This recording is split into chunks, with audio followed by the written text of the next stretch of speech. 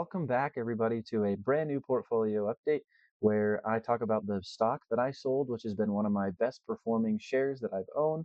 It's made me a couple $1,000s, and I did hit a milestone that I think is a pretty significant milestone, which is I have increased my net wealth by $10,000 since I started the challenge, which is absolutely phenomenal to do. As you can go back and look, I believe my first video was posted back on July 8th, and my net worth was at $46,150, and we are actually above that. I have exactly $20,000 in my savings account, and that puts me at $56,170.19.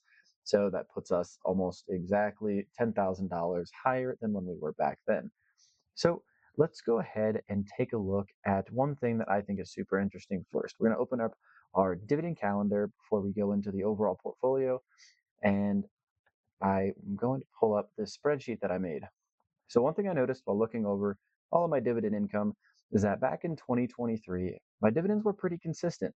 I was receiving $30, $20, $60, $60, 25, 26, and it was a lot more flat versus in 2024. 2024, I had a $100 payment and then $8, $75 and then 82, and then 64 cents and $2, and then $183, and then a couple low months, and then October is going to be another big month. And I kind of looked into this, and the main thing is a lot of the ETFs where the vast majority of my portfolio is in, like VOO and VTI, they pay dividends in these months where you do see these large spikes. So you will be seeing another big spike in October, as we did have the dividend payout come in here where it was $61 from VOO and then $5.36 from VTI. And like this month, you can see right here, that's $171.87. So if we go ahead and just plug that in down here at $171, you can see that's another big spike for October. So I'm really working on trying to build that out and level it out, so you guys will be able to see that happen over time. And then here's just another representation of that. I wanted to be able to see it year over year, because we do have the big spikes, and then like November, February, May, and August are just so low compared to the other months. So we'll be working on that. And another thing I want to touch on regarding dividends is the overall dividend growth that my portfolio has seen. Back in 2021, I was making less than $10 in dividends. Back in 2022, that jumped up 1,700% up to $178. And then in 2023, we jumped up to almost $600, which is a 221% gain. And then for 2024, I'm estimated to be sitting at about $851 or $800.51, sorry, which is about a 40% gain year over year. And then this estimate continues to change as dividends get reinvested and I add to positions. But I did grab those numbers from here. So, I mean, with the dividends being reinvested, there's another dollar. But we are seeing some really solid dividend growth, and that is super exciting to see. Before we look at my overall portfolio, make sure to smash the subscribe button. It really helps. Oh, that was cool. Really helps grow the channel and really motivates me to continue to push out content and try to help motivate people to continue their investing journey. So let's go and take a look at my portfolio. So now if we look at the overall portfolio value, we are at $36,170, where the vast majority of this still sits in some ETFs, which make up over 60% of my portfolio. We have 39 shares of VOO, 22 shares of SCHD, which we're really working on getting this to be at least 10% of my portfolio, just because of the solid dividend growth and the constant dividend payments over time. And I do think with the stock split and overall market conditions that the price will drop on this a little bit, so I can continue to buy more and get a better dividend yield. But overall, I'm still up almost 3% on the shares. And then VTI, I'm up 40% on the shares, almost 41%. And then some more S&P 500 ETFs from SPLG, which makes up a small portion. But you can see right there, these ETFs make up 68.73% of my overall portfolio. And then we're going to just jump straight into the stock that I've sold, and that is going to be UWMC. So I sold 100 shares, and if we look at the transaction here, I sold 100 shares at $8.52. And if we go ahead and just take a look at UWMC, you can see it's trading at $8.57 now. And if we look kind of back to where it was, I mean, it hit $9.35. This company backs a lot of the mortgages that are held in the United States, and I just think with the overall market sentiment thinking that interest rates are going to be lower, I feel like people are going to start ditching this company. And I have a very low average cost of less than $6. So I made out pretty well with that, and I'm just going to slowly sell off that position and still keep it because it does pay a really solid dividend, especially at my cost of $5.50. That's giving me 10 cents a quarter in income. And so 40 cents per share a year with my 700 shares was really solid. I mean, not much more that I could ask for. Um, but so then I did take some of that money, and it has yet to update here, just due to the way Snowball Analytics works. With any new purchases or sales, it kind of lags by a day.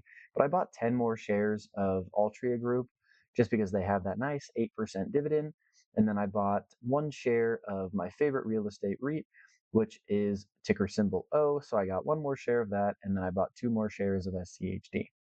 So those will be populated later in the transactions, but we also did have some dividends come in from VOO and Coca-Cola, and then VTI, and all of those were reinvested back into the same companies that paid the dividend. And then some more super exciting news for the portfolio. If you've been following along, I'm doing a challenge where for each new subscriber that I gain, I'm investing $3. And just to kind of show the overall workings of compounding live. So that way you'll see it over time if you keep up with the updates. And so we do have a few positions here. We have some shares of SCHD and some portion of VOO.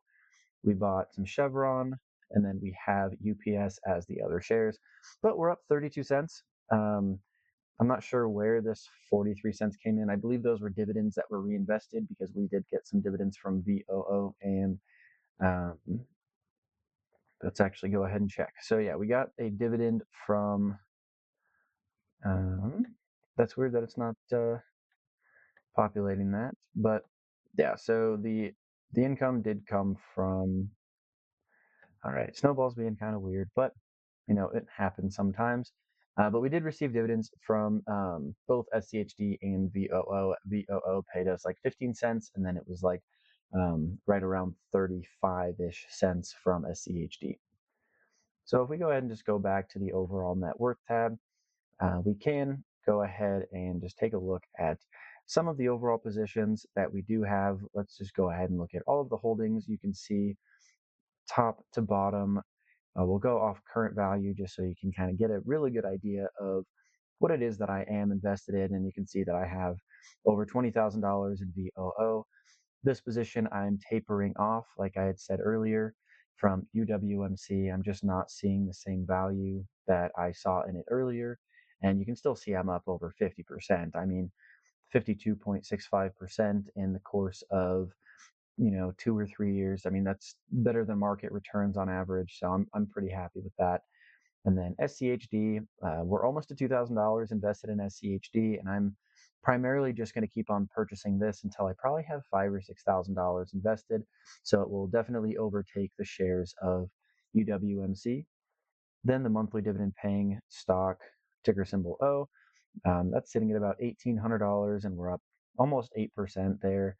VTI we talked about a little bit earlier. My position on Pfizer is still up, or sorry, is still down a little bit, but I will continue to buy shares here and there as I do have 36 of them. We added to my position on Altria Group, but then you're welcome to go ahead and take a look at the other shares that I have in the overall gains. And I just want to take a second to kind of talk about the importance of just being consistent with investing. I mean, everyone has their own stories or success stories, but when you kind of take a step back and look at all of the people that you're probably watching out there too, who post videos, who I also watch, if you look at like Ryan Williams or um, just a couple of those guys. I mean, I really look up to Ryan Williams as I'm working on a newer YouTube channel trying to grow a fan base and people who I can hopefully bring some value to, and just kind of seeing how over time um, they've really grown their overall portfolio as well as their following, which is super inspirational. Because when you go back and look at some of Ryan's videos, he was kind of exactly where I'm at right now, where he had some dividend income. His portfolio was worth less than $40,000, and then now if you look at him now, he's slowly getting pretty close to that $100,000 mark, and it just shows that being consistent is super important. The markets are going to go up and down, and if you started a handful of years ago, you would have seen a big bull market, and then you would have seen a bear market as well, or just a down year. But as long as you're being consistent and, kind of like what we're talking about on the channel is just reinvesting your dividends and just trying to work as hard as you can to have some really solid dividend growth, um, you're going to be just fine in the long run. And I am totally happy to be as open as possible. I've made some very bad investments in my time, and that's where when Snowball Analytics actually takes a look at this in the long run, the S&P 500 has beaten me because I've taken really risky trades with either options or penny stocks and things like that. And like year to date, the S&P is 2.6% ahead of my portfolio, and that's because I was holding on to some riskier positions, which I ultimately closed out because I was able to take the step back and just kind of realize that I need to pick quality companies, not ones that might be able to pop off, just quality companies that either pay a dividend or reinvest those dividends to have really solid growth. And like over the last year, portfolios being outpaced by the S&P 500 by 3.7%. And the one that really hurts from the big loss that I did take a while back is over the last 5 years, it's outpaced me by 14%. And I share this with you so that hopefully you can learn from my mistakes, and that you just need to continue to invest for the long run and not try to make the quick money, because unless you're really, really good at doing what you do and picking those investments, it is going to be very hard for you to keep up with the market. I mean, even the best of the best can't keep up with the overall market if they're trying to compete with the S&P 500.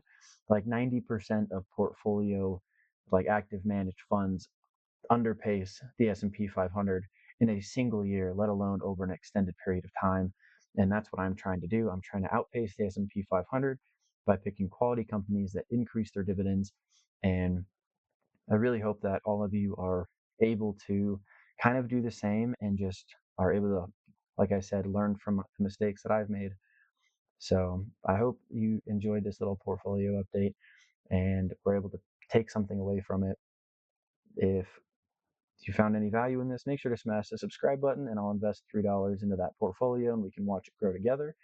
But if you want to see what all of the passive income I made back in the month of September, go ahead and check out this video.